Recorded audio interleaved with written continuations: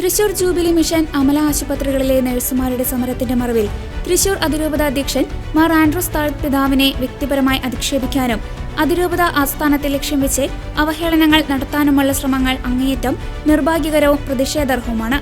Hospital മാനേജ്മെന്റുമായി ബന്ധപ്പെട്ട ഏതൊരു വിഷയവും ചർച്ച ചെയ്യേണ്ടതും പരിഹരിക്കേണ്ടതും സമരമടക്കമുള്ള ജനാധിപത്യപരമായ പ്രതിഷേധ മാർഗങ്ങൾ സ്വീകരിക്കേണ്ടതും ആശുപത്രി തലത്തിലാണ്. ഇതിന് വിപരീതമായി പ്രശ്നങ്ങളെ അതിരൂപത ആസ്ഥാനത്തേക്കും അതിരൂപത അധ്യക്ഷനുമെതിരെ വ്യക്തിപരമായും തിരിച്ചുവിടാൻ ശ്രമിക്കുന്നത് കൃത്യമായ അജണ്ടകളുടെ ഭാഗമാണെന്ന് സംശയിക്കേണ്ടിയിരിക്കുന്നു. വർഷങ്ങളായി കേരളത്തിലെ സ്വകാര്യ ആരോഗ്യ മേഖലയിൽ ഏറ്റവും കുറഞ്ഞ ചെലവിൽ സാധാരണക്കാർക്ക് മികച്ച ചികിത്സാ സൗകര്യങ്ങൾ ലഭ്യമാക്കുന്ന മാതൃകാപരമായ സ്ഥാപനങ്ങളാണ് ജൂബിലി മിഷൻ അമല ആശുപത്രികൾ.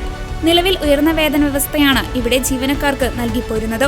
മാത്രമല്ല, ജൂൺ 28 ഞായറാഴ്ച ആശുപത്രി മാനേജ്മെന്റുകളും സമരത്തിനിരിക്കുന്നവരുടെ പ്രതിനിധികളുമായി നടത്തിയ ചർച്ചയിൽ സർക്കാർ നിശ്ചയിക്കുന്ന വേതന വ്യവസ്ഥകൾ പൂർണ്ണമായും നടപ്പിലാക്കാൻ തയ്യാറാണെന്ന് ഹോസ്പിറ്റൽ മാനേജ്മെന്റ് ഔദ്യോഗികമായി ഉറപ്പു നൽകുകയും സൗഹാർദ്ദപരമായി പ്രശ്നം പരിഹരിച്ചതുമാണ്. എന്നാൽ ഇതിനുശേഷവും മാർ ആൻഡ്രൂസ് താഴത്ത് പിതാവിനും അതിരൂപതയ്ക്കും എതിരായ പ്രതിഷേധം നടന്നതും പൊതുമധ്യത്തിൽ അപകീർത്തിപ്പെടുത്താൻ ശ്രമിക്കുന്നതും ഈ കാരുണ്യ സ്ഥാപനങ്ങളെ തകർക്കാൻ കരുതിക്കൂട്ടിയുള്ള ചില കേന്ദ്രങ്ങളുടെ ശ്രമമായി മാത്രമേ കാണാനാകൂ. ഗൂഢലക്ഷ്യത്തോടെയുള്ള ഇത്തരം ആസൂത്രിത സമരമാർഗങ്ങളും കുപ്രചാരണങ്ങളും ഒരിക്കലും അംഗീകരിക്കാനാവുന്നവയല്ല.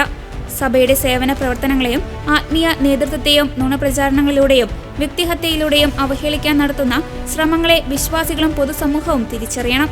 ഈ പ്രതിസന്ധി ഘട്ടത്തിൽ മാർ ആൻഡ്രൂസ് താഴത്ത് പിതാവിനോടും തൃശൂർ അതിരൂപതയോടുമൊപ്പം സീറോ മലബാർ സഭയുണ്ടെന്ന് ഉറപ്പു നൽകുന്നു എന്ന വാക്കുകളോടെയാണ് സീറോ മലബാർ സഭ സർക്കുലർ അവസാനിപ്പിച്ചത്.